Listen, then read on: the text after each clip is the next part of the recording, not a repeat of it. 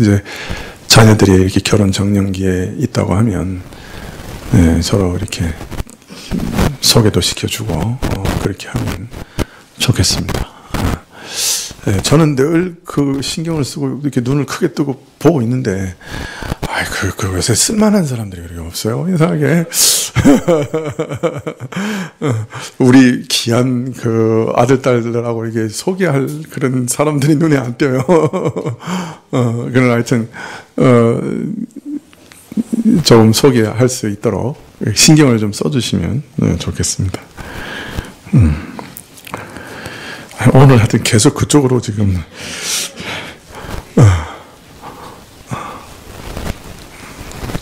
하여튼 이제 젊은 청년들 부모님들은 이제 많이 기도하셔야 돼요. 정말 본인들도 기도해야 되겠지만 부모님들도 이제 많이 기도하셔야 됩니다. 하나님 긍휼을 주시도록. 하나님이 인도해 오시면 그게 최고죠. 자, 우리는 지금 큰 성 바벨론이 받을 심판에 대해서 이제 살펴보고 있는데요. 이 바벨론은 땅 위의 음료들과 가증한 것들의 어미라고 불리우는, 그래서 큰 음료로 상징되는 존재입니다. 우선 이 음료는 7머리와 10뿔을 가진 붉은빛 짐승을 타고 있는 것으로 계시되고 있는데요. 계시록에서는 먼저 음료와 짐승의 비밀에 대해서 알리시면서 먼저 짐승의 비밀에 대해서 알리고 있습니다. 이 짐승의 비밀 중에도 먼저 7머리의 비밀에 대해서 천사가 말씀하시기를 8절에 내가 본 짐승은 전에 있었다가 시방 없으나 장차 무저갱으로부터 올라와 멸망으로 들어갈 자니 땅에 거하는 자들로서 창세 이후로 생명책에 농명되지 못한 자들이 이전에 있었다가 시방에 없으나 장차 나올 짐승을 보고 기이 여기리라. 이 말씀에서 짐승이 지금은 없으나 장차 무저갱에서 나올 것이라고 해서 지금은 전혀 활동하지 않은 것처럼 오해할 수도 있습니다. 그러나 바로 이어지는 9절 말씀 이하에 보면 지혜 있는 뜻이 여기 있으니 그 7머리는 여자가 앉은 7산이요 또 7왕이라. 5은 망하였고 하나는 있고 다른 이는 아직 이르지 아니하였으나 이르면 반드시 잠깐 동안 계속하리라.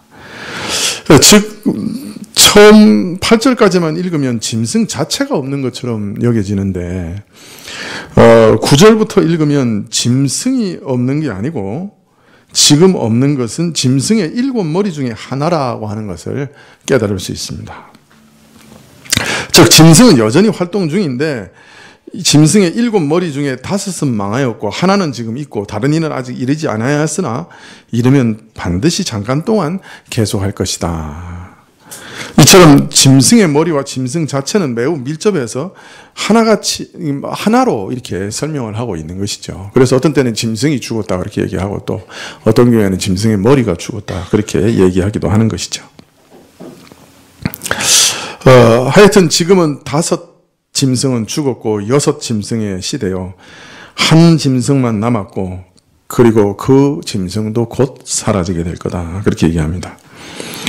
그러나 여기서 우리가 주의할 점은 계시록 13장과 다니엘서를 참조했을 때 이 짐승이 7머리를 가지고 세계 역사 가운데 차례대로 등장하는 어떤 제국을 상징한다 이렇게 짐작을 했는데 다만 이 7이라고 하는 숫자가 충만함을 상징하는 숫자이기 때문에 실제로 7개의 제국이 나타날 것을 말한다기보다는 이런 세력들이 지배하고 이끌어갈 역사 전체를 비유적으로 나타낸다. 그렇게 이해해야 할 겁니다. 그래서 이게 몇 개가 있다.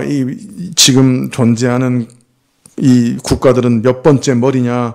이렇게 적용하려고 그러면 이거 아주 무의미한 수고를 하게 되는 거예요.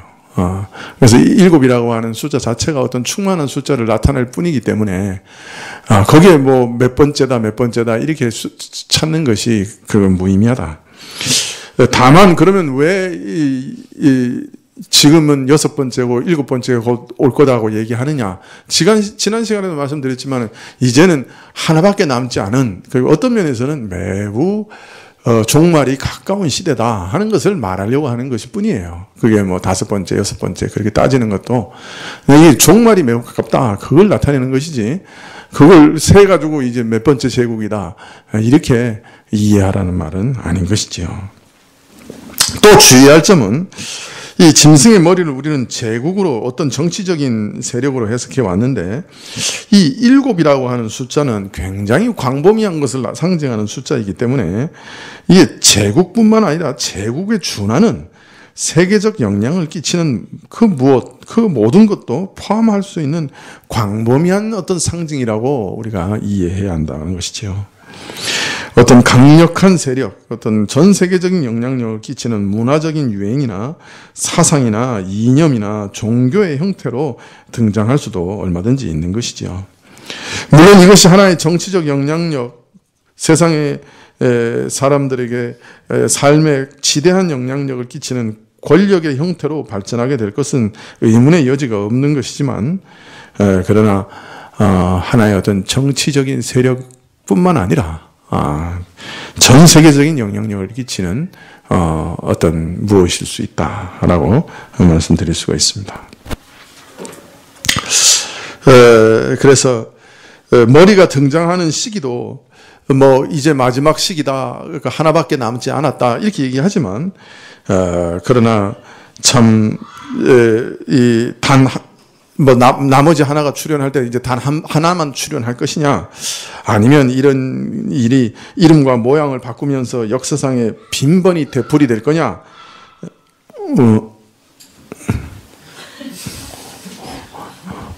나 말고 누가 설교하는 사람이 있는 것 같아요. 어디서 많이 들은 것 같다.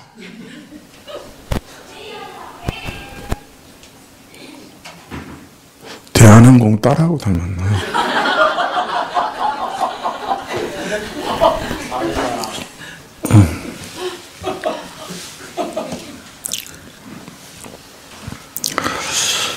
뭐 하다가 잊어버렸어요. 그래서 이 역사상은 이게 뭐 되풀이 될 수 있는 거예요. 사실 이것이 계속 되풀이 될 수 있는 것이다. 왜냐하면 7이라고 하는 게 충만한 숫자이기 때문에 어떤 포괄적인 무엇을 상징하기 때문에 세부적인 것을 확실히 말하기는 매우 어렵다. 그렇게 말할 수가 있습니다. 또 지난 시간에 다 말씀드리지 못한 것들이 있는데 17장 8절에서 내가 본 짐승은 전에 있었다가 시방 없으나 장차 무저갱으로부터 올라와 멸망으로 들어갈 자라 이렇게 얘기하셨어요. 지금 짐승이 무저갱에 있다는 말이 뭐냐? 그 이미 지난번 13장에서 한번 말씀드렸죠. 과거에는 짐승의 활동이 매우 활발했지요. 그러나 지금은 짐승의 활동이 매우 둔화된 것을 의미합니다. 과거 예수님이 오시기 전까지는 용도 하늘에서 자기의 자리를 잡고 있었죠. 하나님의 보좌 앞까지 나가서 성도들에 대해서 참소하기도 했습니다. 그런 용이 미가엘과의 싸움에서 패해서 하늘에서 쫓겨났죠. 물론 그것은 예수님께 패한 것이지만 예수님의 십자가 부활 사건으로 인해 패하여 이 용이 어떤 면에서는 결박을 당한 상태에 놓여 있게 되었습니다. 예수님의 십자가 권세 앞에 무력한 존재가 된 것이에요. 그래서 짐승이 지금 상태는 무저갱에 감금된 것이나 마찬가지라 그렇게 말할 수 있겠습니다. 자, 그런데 이제 또 무저갱에 감금됐다 그러면 진짜 무슨 땅속 저 밑에 무슨 감옥이 있어가지고 문자적으로 거기 지금 꼼짝 못하게 갇혀 있다, 어떤 공간이 있다, 그렇게 생각하시면 안 되는 거죠. 사실은 이 땅에서 공중 권세 잡은 자가 지금도 계속해서 역사하고 있지만, 그러나 예수 그리스도의 권세에 의해 제어되고 있기 때문에 활동이 미미하죠. 활동을 거의 못한단 말이야. 바로 그런 상태를 무저갱에 갇혀 있다. 그렇게 성경은 말하고 있는 것입니다. 7머리 중 5은 망하였고 하나는 있다고 하였는데 여전히 짐승은 존재하고 활동하고 있습니다. 다만 짐승이 그리스도의 십자가와 부활의 사건으로 인해서 그동안 세상 위에 마음껏 왕노릇하던 그 권세가 이제 빼앗기고 무기력하게 된 것을 무저갱이라고 상징적으로 말하고 있는 것이죠. 그래서 예수님께서 백마를 타고 전쟁을 수행하실 때 이기고 또 이기시는 거예요. 복음은 만국으로 전파되고 하나님의 나라는 모든 민족에게 전파될 것입니다. 그때까지 짐승은 무적행에게 감금된 것 같이 온전한 힘을 발휘하지 못하는 것이죠. 그런데 20장에 가면 이제 이거 무적행에서 풀려나요, 이제 또. 지금도 이제 풀려날 거라고 얘기하잖아요. 그래서 8번째 짐승 머리가 이제 나온다고 이제 얘기하죠. 이제 그런 상황을 말씀하고 있는 것이죠. 이런 사실은 계시록에 처음 계시된 건 아니죠.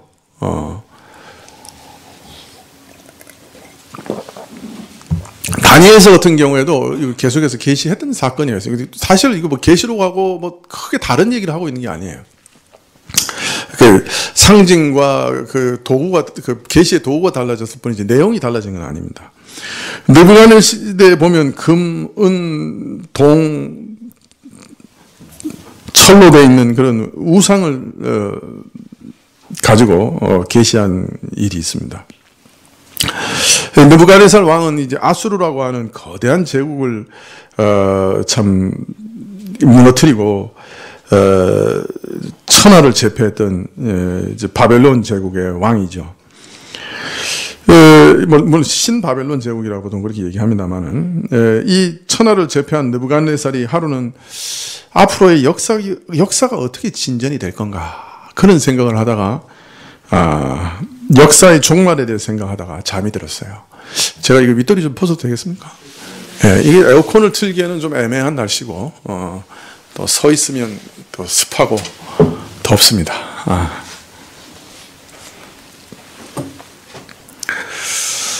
그 잠이 들었어요. 그 꿈을 꿨어요. 그래가지고 아주 거대한 신상을 봤어요. 머리는 금이고 가슴은 은이고 배는 동이고 나머지는 철과 진흙이 섞여 있는 발이 있는데 사람의 힘으로 뜨이지 않는 돌이 그 발을 치니까 거대한 신상이 산산조각 나는 것, 그런 꿈을 꿨습니다. 그런데 그 작은 돌은 큰 산을 이루어 천지에 충만하는 거예요. 이런 꿈을 꾸고 일어났는데 그만 뭘 꿨는지 잊어버렸어요. 우리가 그런 데 있잖아요. 내가 충격적인 꿈을 꿨다. 그런데 일어났는데 그게 잘 생각이 안 나는 거야. 그래가지고 이제 바벨론에 있는 모든 박수들을 다 불렀어요. 그래서 지혜 있는 자들 다 불러 모아가지고, 자, 내가 꿈을 꿨는데 좀 이거 해석 좀 해라. 그러니까 이 사람들이 이구동성으로, 폐하, 무슨 꿈을 꾸셨습니까? 얘기하십시오. 그러니까 이 느부갓네살이 내가 꿈을 꿨는데 잊어버렸다. 니들이 내가 꾼 꿈이 뭔지까지 알아가지고 그것까지 해몽을 해라. 그러니까 해몽하는 사람들이 어떻게 생각했겠어요? 이건 억지다. 우리 다 죽이려고 저 왕이 지금 억지 부린다. 이런 거예요. 그럼 해몽을 하려고 그러면 꿈 내용을 얘기해 줘야 되는데, 꿈 내용을 잊어버렸다 그러면서 그거 잊어버린 것까지 니들이 알아내가지고 그거를 해몽하라 그러니까 이게 있을 수가 없는 얘기죠. 네, 그래서 이제 다 죽게 생겼어요. 이것들 밥버러지들이구나. 지금 보니까 이놈들이 지금까지 내 밥만 축냈다. 그러니까 다 죽여라 그렇게 된 거예요. 그래서 이제 다 죽이려고 이제 막 신하가 나가는 걸 보고, 그러면 다니엘이나 이런 사람들도 다 죽게 생겼죠. 이제 그 사람들도 이제 신하였으니까. 그때 이제 다니엘이 불러 세웁니다. 그리고 이제 기회를 달라. 이제 그렇게 한 다음에 하나님께 나가서 기도해가지고 그 꿈을 계시받습니다. 그래가서 이제 느부갓네살한테 가서 꿈 해몽을 합니다. 네, 참, 그러니까 이 해몽은 진짜 해몽이죠. 잊어버린 꿈 내용까지 알아맞혀서 그걸 해몽하는 꿈 해몽이니까, 참, 이거는 정말, 진짜 해몽이겠죠. 네. 그래서 하나님이 꿈을 알려주시고 하나님께서 그 꿈을 이제 해몽하시는 거죠. 다니엘이 그 꿈을 해몽하기를, 우상의 금머리는 바로 당신 느부갓네살 신바벨론 제국이요. 그 다음에는 왕의 나라보다 더 못한 은의 나라가 출현할 것이요. 그 다음에는 동의 나라가 출현할 것이고 이어서 철과 진흙의 나라가 출현할 것인데 이렇게 차례대로 쭉 세력들이 등장해서 이끌어가는 역사 맨 마지막 발끝에 사람의 손으로 뜨이지 않는 그런 돌이 침해, 사람의 능력으로 사람이 만든 그런 권세가 아닌 어떤 나라가 등장해서 역사의 마지막을 치면 이 제국의 역사가 지금까지 이어져 온 제국의 역사를 무너뜨릴 것이고 사람의 손으로 뜨지 않는 그 돌이 켜져서 온 천하에 가득하게 될 것이다. 즉 제국의 역사의 마지막에 사람의 손으로 세우지 않는 나라, 하나님께서 친히 세우시는 나라가 우상이 지배해왔던 그 모든 제국의 역사를 부수실 것이요 그 나라가 하나님의 나라가 천지에 충만하게 될 것을 알리시는 내용입니다. 이제 이렇게 해석을 했습니다. 지금까지는 하나님의 나라가 제국의 역사 가운데 뚜렷하게 등장한 적이 없었던 거죠. 그런데 역사의 마지막, 그러니까 마지막 시대, 즉 그러니까 예수님께서 십자가를 지시고 다시 재림하실 때까지를 마지막 시대라고 그러잖아요. 그 마지막 때에 하나님의 제국이, 하나님의 나라가 이 역사 가운데 뚜렷하게 등장하게 될 것이고 그 나라가 온 천지를 가득 채우게 될 것이다 하는 계시를 주신 거예요. 이런 계시를 봤을 때 사실은 이 하나님 나라가 온 땅에 가득하는 동안에 이 세상의 제국은 어떤 면에서는 산산이 부서진 거나 마찬가지죠. 그런 세력이 아주 무너진 거나 마찬가지예요. 그 짐승의 머리가 무저갱에 갇혀 있는 거나 마찬가지인 거죠. 그런 상황을 다니엘서에서도 얘기하고 있습니다. 이제 우리는 그 제국의 역사 맨 마지막 발끝에 하나님의 손에 의해서, 그러니까 사람의 손이 아닌 그래서 뜨인 돌이 그 발을 친 이후에 이제 그 돌이 이제 천하에 가득해지는 그런 시대에 살고 있는 거죠. 그 시대 중에도 그걸 말세라고 그러는데 성경에 말세 중에도 지말이라. 그래서 이제 말세 지말, 마지막 때 중에도 마지막이다. 우리가 사는 때가 이제 그렇게 말할 수 있는 것입니다. 자, 11절에 보시면 전에 있었다가 시방 없어진 짐승은 8째 왕이니 7 중에 속한 자라. 저가 멸망으로 들어가리라. 시방 없어진 짐승이 무저갱에게 올라옵니다. 이것이 8째 왕인데, 근데 사실은 그게 7째 중에 속한 자였다가 죽었다가 다시 살아나는 것 같은 그런 현상을 가지고 지금 등장하는 것이죠. 이가 다시 살아났다, 또 무저갱에서 올라왔다. 이것이 짐승이 묶인 결박을 끊어버리는데 성공했다는 말은 결코 아닙니다. 또 나아가 하나님이 짐승의 결박을 실제로 완전히 풀어주는 것을 의미하는 것도 아니에요. 다만 그리스도의 십자가와 부활로 짐승의 권세가 근본적으로 꺾이고 그 머리가 상한 바 된 것이 무저갱에 결박당한 것을 뜻하는 것처럼 결박당한 무저갱으로부터 올라옴은 짐승이 마치 결박을 풀고 왕권을 회복하는 것처럼 보이는 때가 잠시 있을 것을 말하는 것뿐입니다. 결박 안 당한 건 아니에요. 그런데 결박당함을 숨긴 채 이적과 속임과 마지막 발악을 함으로 땅에 거하는 수많은 사람들이 짐승을 따르게 되고 짐승의 우상에게 절하기를 거부하는 성도들은 피를 흘리게 되는 일이 일어날 것이라는 겁니다. 사람들은 그때 짐승의 왕권이 회복되고 짐승의 왕국이 이제 도달했구나. 이제 정말 이 제국을 이길 자는 아무도 없구나. 이 나라를 무너뜨릴 사람이 누가 있겠느냐. 다 그렇게 감탄할 거라는 거예요. 그리고 또 어떤 면에서는 완전히 사라졌던 건데 마치 부활하는 것처럼 다시 일어나는 제국이니까 전부 기이 여기면서 이런 제국이 어디 있느냐. 완전히 무너졌었는데 또 이렇게 다시 부활하는 이런 제국이 어디 있느냐. 그래서 신기해하며 또 그 제국을 섬기게 될 것이다. 그렇게 말합니다. 근데 짐승의 이런 마지막 발악을 가리켜 지금은 없으나 장차 무조갱에서 올라올 것이다. 이렇게 말한 것입니다. 주님 재림의 때와 최후의 심판의 날이 다가오므로 마지막으로 그야말로 혼신의 힘을 다해서 발악을 할 것이에요. 교회 공동체를 공격하고 땅에 사는 백성들을 미혹하고 위협할 것입니다. 자기와 함께 영원한 멸망으로 들어갈 사냥감을 얻기 위하여 사단은 마지막 몸부림을 칠 것이다. 그렇게 말하고 있습니다. 성경은 계속해서 이 일을 예언하고 있어요. 이 교회가 크게 배교할 것이다 라고 얘기하고 있습니다.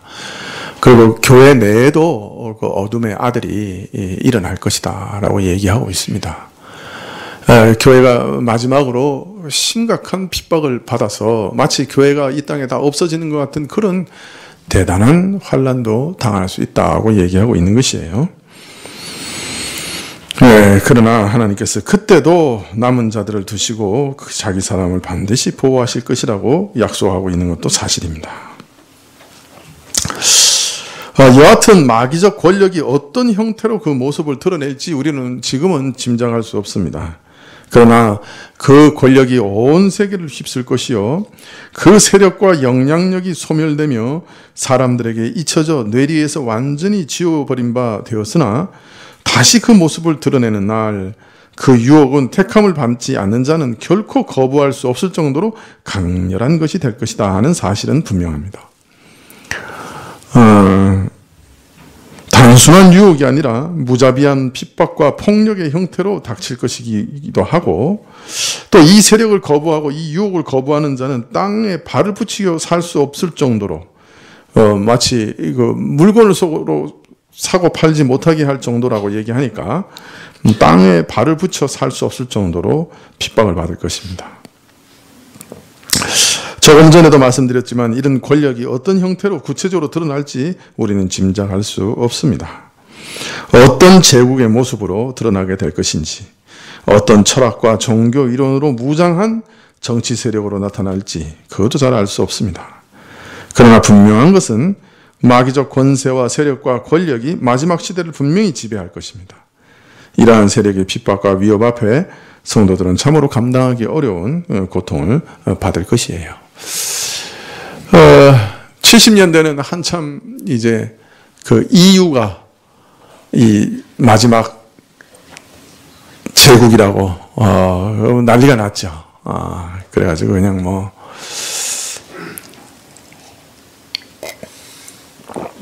왜냐하면 이제 바로 이제 다음 절에 나오는 열불 때문이요.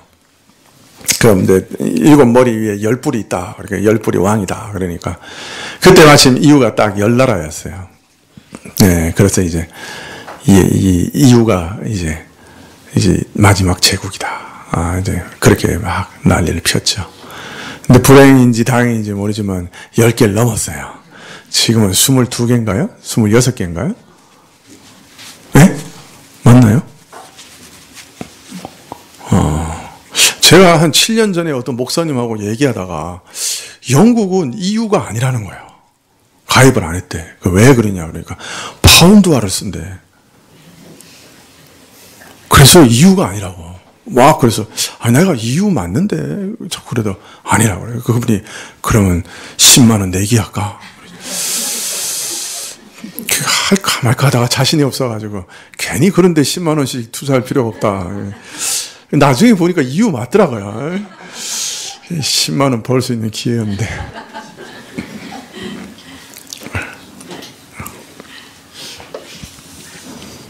우리가 이 계시록을 우리 실제 삶 속에서 일어나는 뭐와 이렇게 탁 자꾸 이렇게 비교해서 뭔가 적용하기를 잘 좋아하는데 이 계시록이 이제 굉장히 광범위한 그 내용을 이렇게 예언하고 있는 것이기 때문에 이게 그걸 일일이 이렇게 탁 갖다 맞히는 게 쉽지는 않습니다. 그러나 하여튼 분명한 것은 이제 세월이 지나갈수록 그리고 예수님 오시기가 가까울수록 더 각박해지고 더 공격이 심해지고 더 신앙생활이 어려워질 거라고 하는 것은 분명한 것이죠. 자, 이어서 열불에 대해서 설명하십니다. 12절에 내가 보던 열불은 열왕이니 아직 나라를 얻지 못하였으나 다만 짐승으로 더불어 임금처럼 권세를 일시 동안 받으리라. 저희가 한 뜻을 가지고 자기의 능력과 권세를 짐승에게 주더라. 얼른 보면 일곱 머리도 왕이라고 얘기했죠. 일곱 산이요 일곱 왕이라고 얘기했고, 또 여기 뿔도 왕이라고 얘기하니까 혼란스러워요. 도대체 무슨 말이냐? 일곱 왕에다가 또 거기 열 뿔은 또 왕이라고 그러고 이게 무슨 소리냐? 하지만 주의 깊게 내용을 보면 열 뿔에 대해서는 왕이라고는 말했지만 바로 이어서 아직은 나라를 얻지 못하였다 이렇게 얘기합니다. 다만 짐승과 더불어 왕과 같은 권세를 받을 뿐이다 이렇게 얘기하고 있어요. 그러므로 일곱 머리를 가리켜 왕이라고 한 것과 열 뿔을 가리켜 왕이라고 한 뉘앙스가 서로 좀 다르다는 걸 알 수 있어요. 네. 그러니까 일곱 머리는 머리가 등장하는 순간 그는 왕이요. 그죠? 그 하나의 제국적인 어떤 그런 권세인데, 이 열 뿔은 사실은 이미 등장한 것 같은데 왕이라고 그래놓고 그런데 아직 나라는 얻지 못했다 이렇게 얘기해요. 이게 참 기이하다. 그런데 그러면 언제 이 열뿔이 나라를 얻는다는 거예요?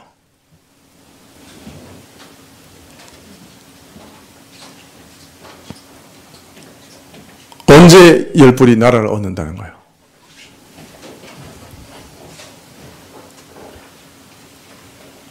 이거 알아맞히면 신학교 보내드리는 걸로 하십시다. 다 안 알아맞히려고 그러네. 열뿔이 언제 나라를 얻는 거예요?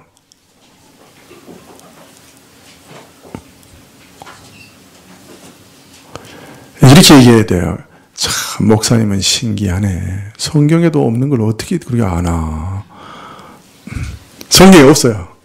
다른 말로 말하면 나라를 아직 얻지 못했다고 얘기하지만 나라를 얻을 거라는 얘기가 없어요. 그러니까 나라를 얻지 못했다고 얘기하니까 뉘앙스가 앞으로 나라를 얻을 거구나 이렇게 짐작을 하는 거예요. 그러나 사실은 이게 나라를 얻을 것을 전제로한 말씀처럼 보이지만 오히려 전체적인 흐름으로 봐서는 아직 얻지 못했다는 그런 뜻이라기보다는 얻은 적이 없다라고 번역하는 것이 좋을 것 같아요. 그럼 어떻게 돼요? 왕인데 나라를 얻은 적이 없는 왕이요. 이 열뿔은. 그러면 어떻게 이해할 수 있어요? 자, 일곱 머리는 분명한 제국이죠. 그 왕권을 가진, 정치 권세를 가진 어떤 권력인데, 이 열뿔은, 머리에서 난 열뿔은 왕이긴 한데, 뭔가를 지배하고, 그 도메인을 지배하는 왕이긴 한데, 나라를 얻은 적은 없어. 그리고 일시적으로 짐승과 더불어 임금처럼 권세를 받았다. 그래요. 그러니까 이것은 그 왕과 비견되는 세력이긴 하지만 사실은 왕은 아니요. 그러니까 땅을 가진 어떤 제국을 가진 어떤 왕은 아닙니다. 그러니까 왕에 비견되는 세력인 것이죠. 그러므로 나라 또는 제국의 형태로 등장해서 열국을 주도하는 일곱 머리와는 달리 뿔이라고 하는 것은 머리에 달려 있는 것이기 때문에 머리는 몸 전체를 다스리고 통제하는 역할을 상징한다고 하면 뿔은 머리에 달린 권세와 힘을 상징합니다.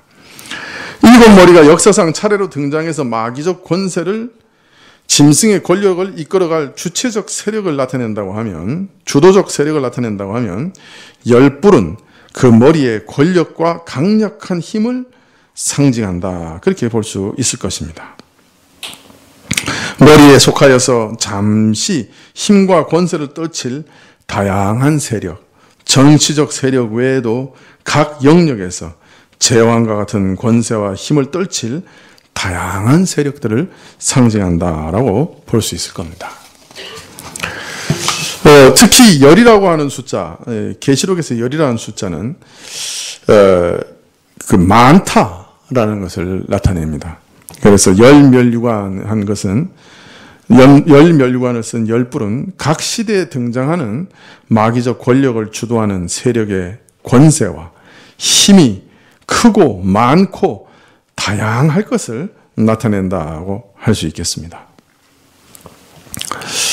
머리와 뿔을 가리켜 다 같이 왕이라 이렇게 말하지만 자세한 뜻에서는 이런 차이를 두고 있다 여겨집니다. 머리는 마귀적 세력을 이끄는 주도적 세력을 뜻하고 뿔은 그 힘과 권세를 나타낸다 볼 수 있는 것이죠. 짐승과 더불어 임금처럼 권세를 일시 동안 받으리라고 합니다. 짐승과 함께하는 열뿔의 장래는 일시 동안만 지속되고 짐승과 함께 끝나는 것이죠. 일시 동안이 얼마 동안을 뜻하는지 알 수는 없습니다. 그러나 지금 계시록이 강조하는 것은 열왕이 짐승과 더불어 잠시 동안만 통치하는 일시적인 권세에 불과하다. 영원한 권세가 아니다 하는 것을 강조하고 있습니다. 이 세력들이 한 마음으로 자신의 능력과 권세를 짐승에게 줄 것이다 이렇게 얘기합니다. 우리는 이 말에서 열뿔이 무엇을 상징하는지 알 수 있는 것이죠. 열뿔은 바로 짐승이 휘두르는 권세 그 자체입니다. 짐승이 가진 힘과 권세를 상징하는 것이죠. 짐승을 가르쳐 사단의 권세를 받았다 하였으므로 그러므로 이런 짐승에게 자신의 능력과 권세를 준다는 것은 결국 이 열뿔이 보이는 것이 사단을 섬기는 사단의 쓰임을 받는 힘과 세력들이다 이렇게 말할 수 있습니다. 이런 세력들이 사상, 문화, 교육, 철학, 종교, 정치 제도, 여론 등 모든 사회 주체 세력 가운데 일어날 것입니다. 열뿔이니까 엄청 많다는 얘기죠.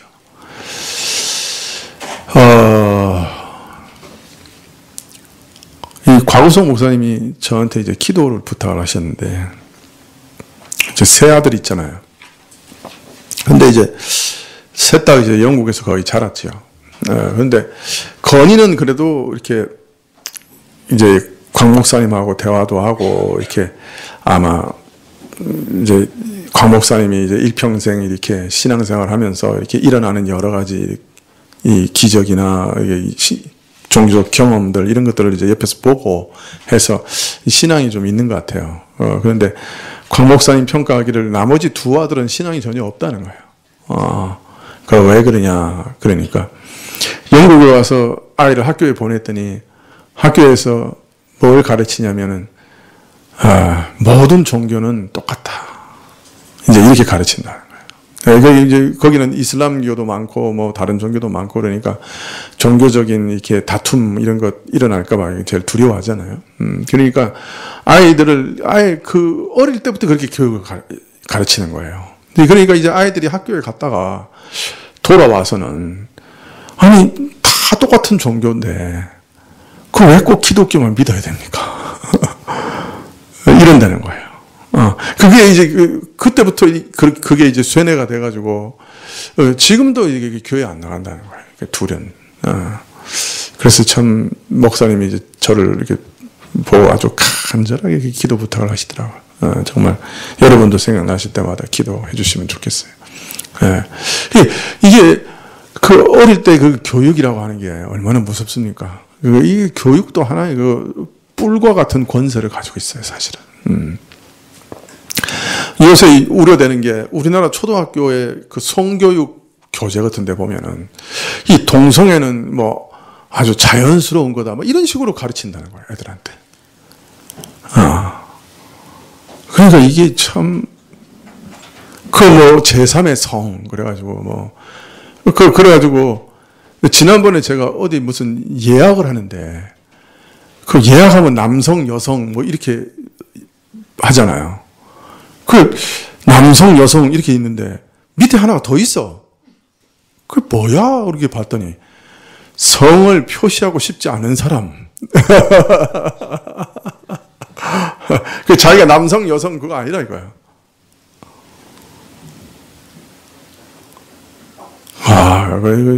이게 뭐, 이제는, 그래서 이제 남자, 여자 화장실 그 구분하는 것도 소송 걸리고 그러잖아요. 그죠?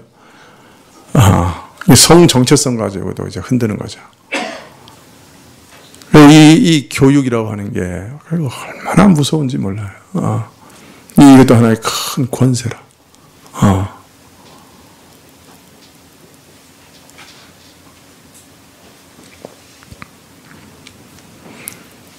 네, 오늘 우리 사회가 가지고 있는 가장 무서운 것이 이 사회 속에서 일어나고 있는 그 어떤 사상들 아닙니까?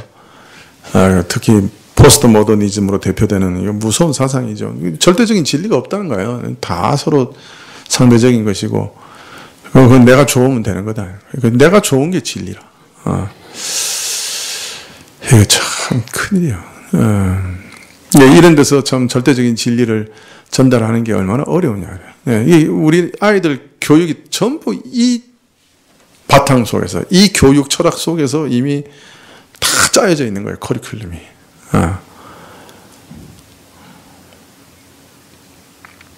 참 어떻게 해야 되는가, 참.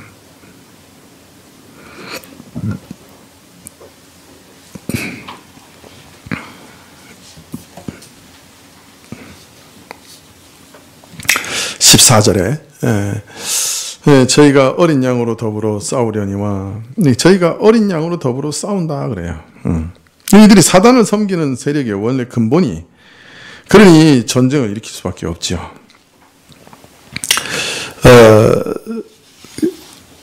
그러나 참으로 어린 양은 만주의 주시오 만왕의 왕이심으로 저들을 이기실 것이다. 그렇게 얘기하고 있습니다. 그러나 이거 이긴다고 그러지만 이게 쉬운 일이 아니에요, 사실. 참 우리가 계시록 그 7인 중에 첫 번째 인에서 본 것처럼 그리스도께서 흰 말을 타시고 활을 가지고 면류관을 받고 나가서 이기고 또 이기려고 하시는 전쟁에 대해서 얘기합니다. 그걸 전쟁이라고 얘기하고 있다. 처음부터 마지막까지 인류 역사는 하나의 거대한 전쟁입니다. 그리스도와 마귀의 거대한 전쟁인 거예요. 그것이 공중의 영역에서 먼저 일어나고 또 그것이 이 땅의 역사 가운데 그대로 반영되는 것입니다. 그래서 우리는 이 역사를 볼 때 이 역사의 동인 자체는 이 역사 자체에 있지 않습니다. 자꾸 그 역사학자들은 역사 자체 내에서 어떻게 역사가 왜 이것이 일어나는가 하는 그 이유를 자꾸 얘기하는 거예요. 프랑스 대혁명이 왜 일어났느냐? 3년간 흉년이 계속 됐다는 거예요. 그래서 일어났다. 농민 봉기가 일어났다. 근데 그동안 3년간 흉년이 계속 된 지가 그때만이냐 말이에요. 여러 번 있었는데 왜 그때 일어났냐 말이에요. 하여튼 여러 가지 이유를 대는데, 사실은 그 역사 안에서 역사를 움직이는 동인을 발견하려고 하는 것은 참 어렵죠.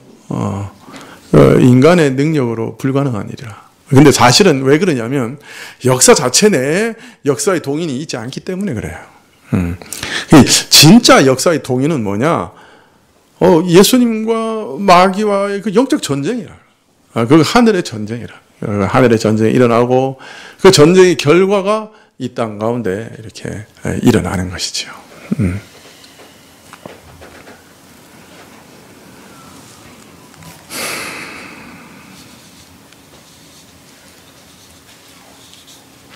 근데 여러분, 이 전쟁이라고 말하는 자체가 얼마나 무시무시한 표현인가 한번 생각을 해보십시다.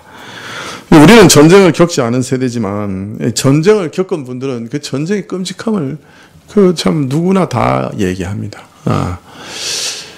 그 2차 세계대전 다큐멘터리를 보면은 그 노병들이죠. 이제는 거의 나이가 80 넘어서 90 가까이 되는 노병들인데 자기가 이제 그 겪은 전투를 쭉 회상하면서 그때 이랬다 하면서 쭉 얘기한 다음에 꼭 마지막에 얘기하는 게 있어요. 그건 뭐냐면 요사이도 꿈에 그 전투 장면이 나오고 놀래서 벌떡벌떡 일어난다는 거예요. 그러니까 이 18, 17, 20살에 경험한 전쟁의 기억이 90이 돼도 남아있는 거예요. 그 상처로 남아있는 거예요. 그리고 그때 잃어버린 전후만 생각해도 지금도 눈물을 줄줄 흘리는 거예요. 그 내가 그때 참 좋아했던 전후가 어떻게 죽었다. 그 생각하면서 눈물을 막 줄줄 흘리는 거예요. 그게 전쟁이에요, 사실. 그게 그만큼 비참한 거예요. 그래서 우리가 전쟁이 일어나지 않기를 위해서 그렇게 기도하는 것도 사실은 이 전쟁이 이렇게 비참한 것이기 때문에 그래요. 어떤 사실 이유를 대해서라도 전쟁이 일어나는 것은 아니라고 생각될 정도로 이 전쟁이라고 하는 것은 그리 무서운 것입니다. 우리가 뭐 베트남 전쟁이나 캄보디아 전쟁에서 일어났던 그 참상을 우리 다 알고 있잖아요. 이번에 우리 그 선교 여행 가가지고 그 캄보디아의 그 수용소 가서 봤을 거예요, 그죠? 그 본 사람들은 아마 정말 얼마나 그게 끔찍한가. 그 우리 학생들 보고에 보니까 아직도 음악 수업하고 미술 수업이 학교에 없다며. 그때 다 죽여가지고 그 인테리는 안경 낀 사람 다 죽었어요. 그때 눈 나쁜 사람은 그냥 죽음이야. 우리 동네도 꽤 많네, 안경 낀 사람들이. 그렇다고 해서 뭐 안경 낀 사람이 공부 잘하는 사람은 아니잖아. 그걸 보장하는 건 아니잖아. 근데 그 캄보디아에서는 그 안경 낀 사람은 다 죽였어요. 손에 구둑살 없는 사람 다 죽였어요. 그러니까 그거 분별하는 방식이 그렇게 했다는 거예요. 손에 뭔가 못자국이 있는 사람은 살리고 손에 못자국 없는 사람 다 죽였어요. 우리 손에 못자국 있는 사람 있나 여기? 그런 거예요. 참 무식한 방식으로 사람을 죽이죠. 우리나라도 그랬잖아요. 북쪽에서 내려가지고 그냥 뭐 목사만 580 몇 명이 순교했더만 6.25 때. 그 믿는 사람 다 잡아 죽인 거예요. 그 이래 죽이고 저래 죽이고 끌고 가고. 그런 다음에 이제 남한에서 또 올라갈 때 또 부역했다고. 또 그거 어떻게 살아남았는데 네 어찌 살아남았냐. 그게 또 죽인 거야.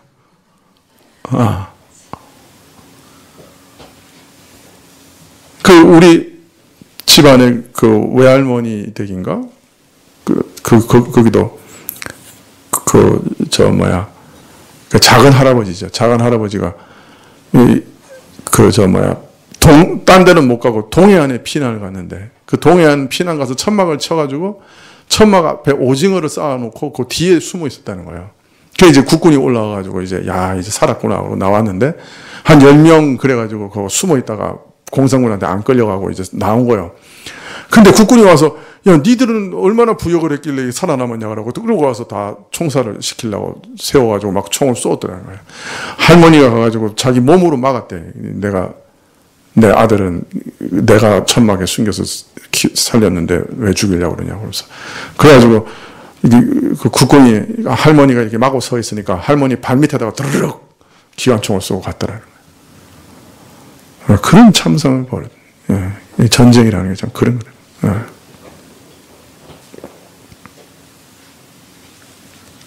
뭔나 이게 내가 하도 어릴 때 들은 얘기라 이게 우리 어머니가 듣고 계셔서 진짜인지 아닌지 나중에 확인을 해봐야 돼.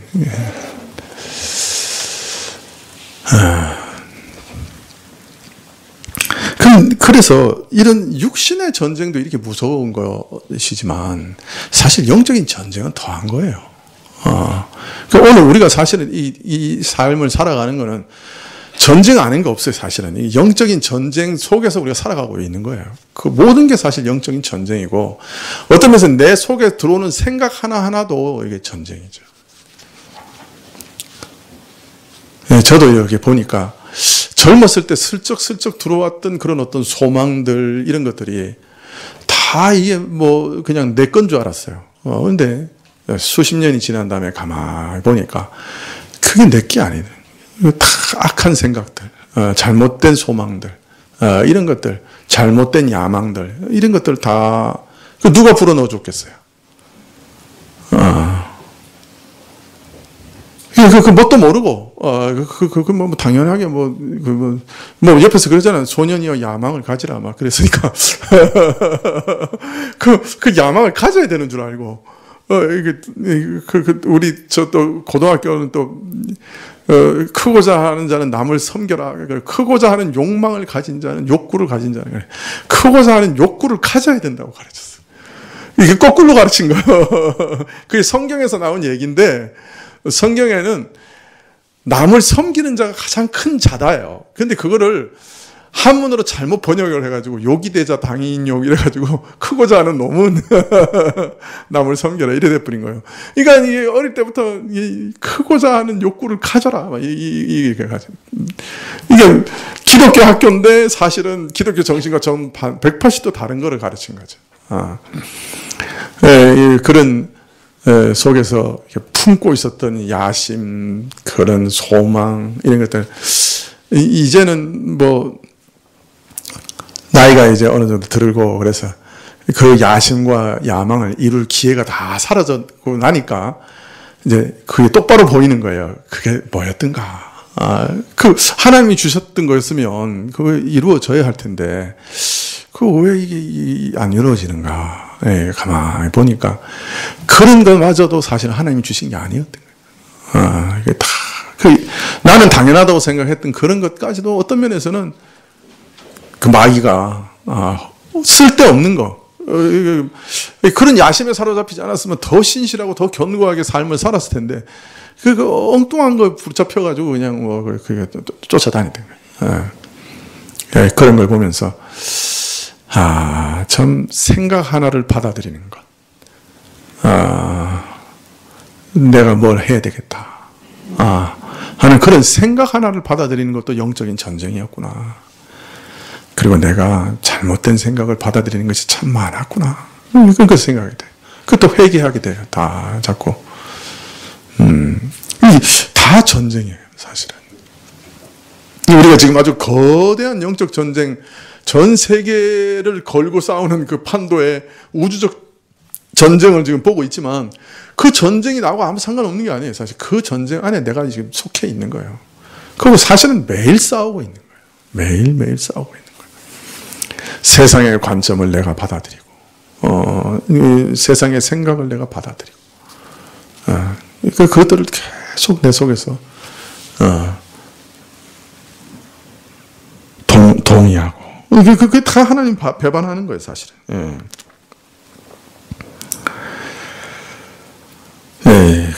참 그런데 이걸 안 하고 그 속에서 진짜 이제 전쟁을 치르려고 할 때는 이거 어디 발붙일 곳이 없어요, 사실.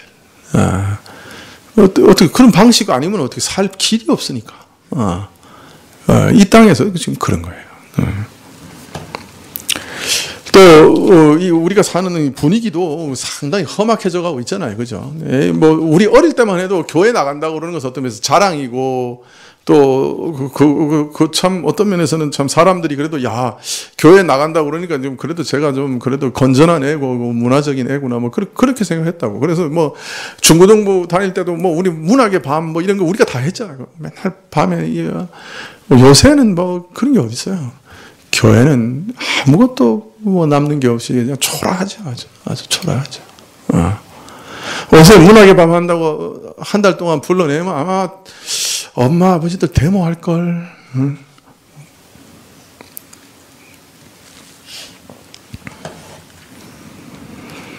역사의 흐름이 그 방향이 서서히 바뀌고 있는 걸 느낍니다. 서서히 실제적인 영적 전투가 다가오는 것 아닌가 하는 생각이 들 때가 있어요. 마음을 좀 가다듬어야 되겠지요. 지금 남북 관계가 좋아진다고 상당히 좋아하는 분들 많이 계신데 제가 구역장 공부에서 잠깐 언급을 했는데 이 남북이 통일되는 것을 사강이 다 싫어해요. 그리고 기존의 이 기존 관계가 무너지는 것을 다 두려워해요.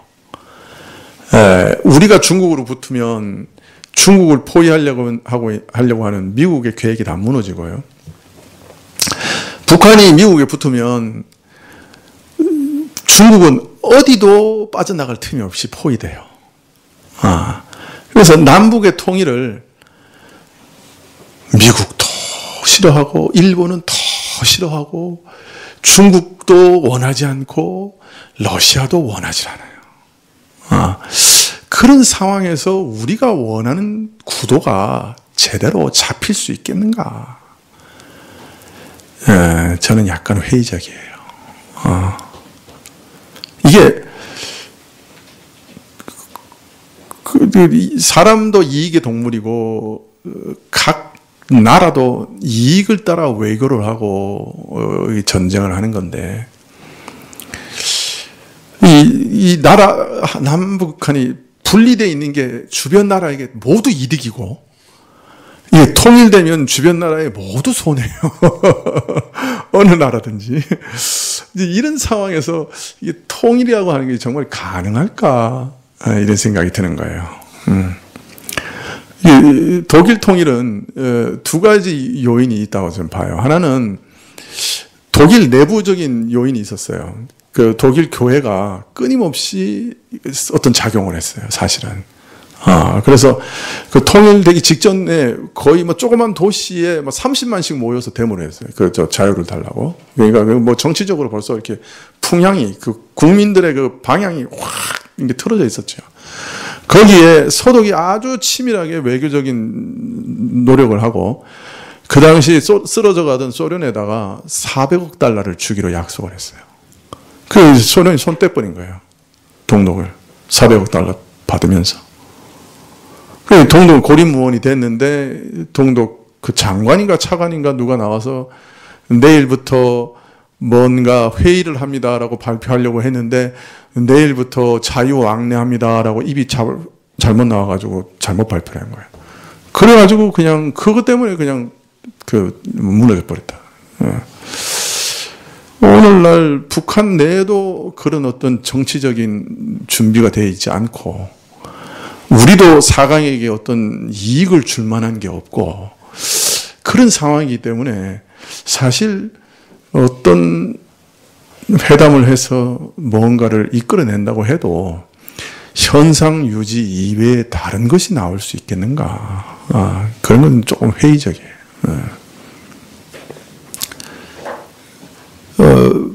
북한 입장에서도 미국에 너무 붙으면 중국이 가만 안 있을 거고, 중국에 붙어서 핵을 가지고 물고 늘어지면 미국이 가만 안 있을 거고, 지금 아마 진퇴양난일 가능성이 많죠. 양쪽에서 호출하잖아요. 미국에서 야 와 그러면, 그러니까 저쪽 중국에서도 너 좀 보자 불려다니고 있는. 기도를 많이 하십시다. 또 이 한국 교회 입장에서 봤을 때 이렇게 타락한 교회가 안 얻어맞고 평화를 선물로 받는다. 이건 딱 한 가지 이유밖에 없어요. 그 여로보암 2세 때의 경우인데, 이 여로보암 2세 때는 백성들이 하도 하나님 배반하니까 하나님이 하도 많이 때리셨어요. 하도 두들겨 맞으니까 백성들이 그냥 완전히 너무 지쳐가지고, 그래가지고 하나님이 이렇게 가만히 보니까 이게 더 때리면 안 되겠는 거라. 그래가지고 회개도 안 하고 교회 모습도 그대로인데 부흥을 주셨어. 국가적인 평안을 주셨어. 그 주신 이유가 너무 때리면 완전히 망하니까 또 때리면 안 되겠다 해서 잠깐 휴가를 주신 거야, 휴가.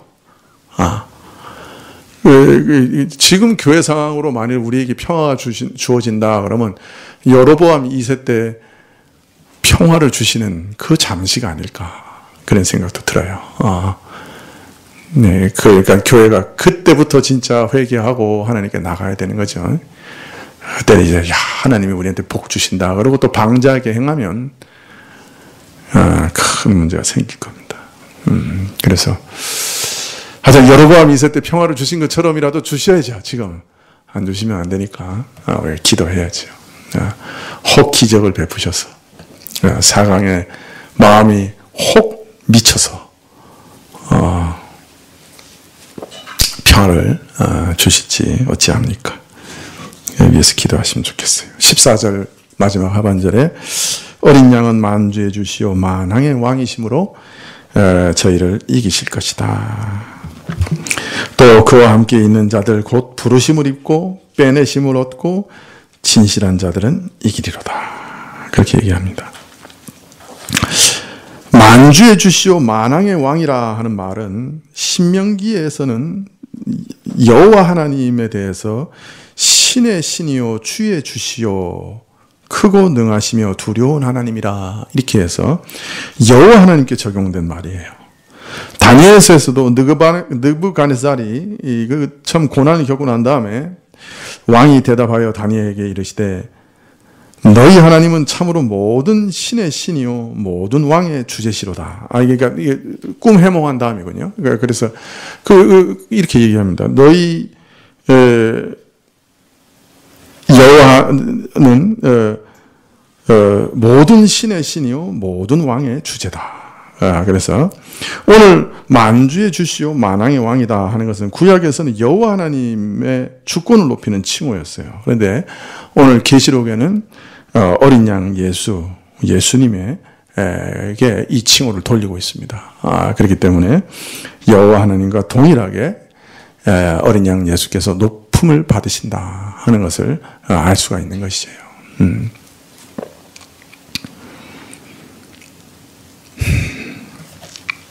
자, 그런데 이 만왕의 왕께서 불법자들 반드시 이길 것이라고 말씀하고 있습니다. 우리가 어떤 고난을 당하든지 그리스도와 함께하는 전쟁은 필승이죠. 승리할 수밖에 없는 것이죠. 승리가 보장된 것입니다. 뿐만 아니라 그와 함께하는 자들 곧 택하심을 받고 부르심을 받은 자로서 신실하게 믿음을 지키는 자들에게는 이길 것이 보장되어 있다고 말합니다. 부르심, 우리 잘 아시죠? 복음을 통해 부르심을 받고 택하심을 받았고 그리고 그 결과 참 진실한 자들, 그 믿음이 진실한 자들은 신실하게 믿음을 지키는 자들은 반드시 그 전쟁을 이기게 될 것이다. 그렇게 말씀하고 있습니다. 아무리 마귀가 마지막 날 최후의 발악을 한다 할지라도 무저갱을 뚫고 올라온 것 같이 보일지라도 이 마귀와 이 전쟁에서 반드시 승리하게 된다. 그렇게 말씀하고 있습니다. 다음 주에는 근데 이 바벨론이 어떻게 멸망하게 되느냐? 그 아주 신기하게 멸망을 당하는데 그 신기한 멸망에 대해서 한번 살펴보도록 하십시다. 기도하시겠습니다.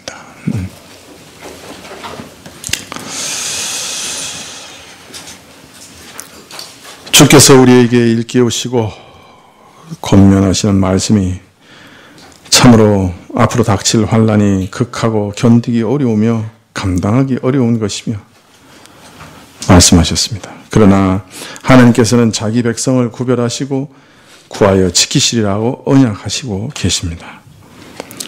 주를 대적하는 세력이 반드시 무너질 것을 우리에게 보이십니다. 주여 우리가 참으로 이 약속을 기억하게 하옵소서. 어떤 어려움이나 환난이나 의심이나 괴로움이나 고통을 당할지라도 주께서 우리에게 간곡하게 알리신 대로 이 말씀을 붙잡고 믿음에 굳게 서게 하시고 오직 주께 나를 맡기며 살아가게 하옵소서. 우리 주 예수 그리스도의 이름으로 기도합나이다. 아멘. 주님 가르치신 기도로 예배를 마치신 후에 우리 참 나라를 위해서 기도하는 것은 의무입니다. 남북회담 금요일 날이 있는데 또 어떤 돌파구가 정말 열릴 수 있도록 위해서 기도해 주십시오. 우리 이세희 집사님 아버님 우리 지금 그 간암 치료를 받으시고 계시는데 우리 이문규 집사님 장인어른이시죠. 이번에 우리 전도사님이 좀 가서 말씀 전하려고 했는데 몸이 불편하셔서 말씀을 못 들으셨어요. 좀 강건한 힘을 주시고 또 잘 치료되고 또 생명을 연장케 하셔서 복음을 더 견고하게 믿고 받아들이실 수 있도록 위해서 기도해 주시면 좋겠습니다. 이게 사실 암으로 돌아가시는 분들은 거의 없는 것 같아요. 사실은 이게 못 드셔서 돌아가시더라고요. 많은 분들이. 그래서 아버님 입맛을 주시고 좀 잘 드실 수 있도록 위해서 기도해 주시면 고맙겠습니다. 이 두 가지 기도 제목 가지고 주님 가신 기도 예배 후에 기도해 주시면 고맙겠습니다. 하늘에 계신 우리 아버지시여, 이름이 거룩히 여김을 받으시오며 나라에 임하옵시며 뜻이 하늘에서 이룬 것 같이 땅에서도 이루어지이다. 오늘날 우리에게 일용할 양식을 주옵시고 우리가 우리에게 죄 지은 자를 사하여 한 것 같이 우리 죄를 사하여 주옵시고 우리를 시험에 들게 하지 마옵시고 다만 악에서 구하옵소서. 대개 나라와 권세와 영광이 아버지께 영원히 있사옵나이다. 아멘.